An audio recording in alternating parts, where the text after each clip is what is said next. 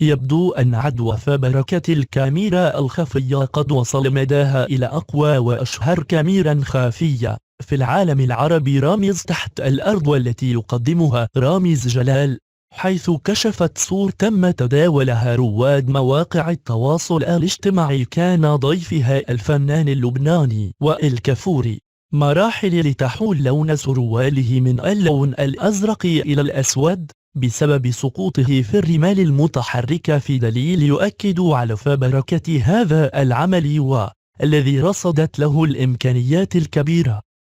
وعبر عدد من الفيسبوكيين من المحيط إلى الخليج عن سخطهم وغضبهم من استخفاف البرنامج بعقول المشاهد، حيث ظهر كافوري وهو يقع في الرمال المتحركة ويحاول إنقاذ الفتاة التي معه من فريق عمل البرنامج، وصعد هو الآخر منها فتغير لون سرواله بقدرة قادر.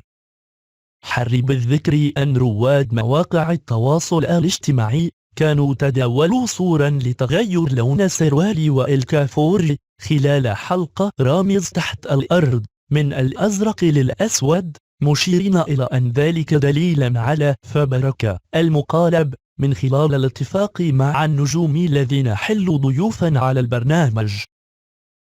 لا تنسى الاشتراك لكي يصلك كل جديد.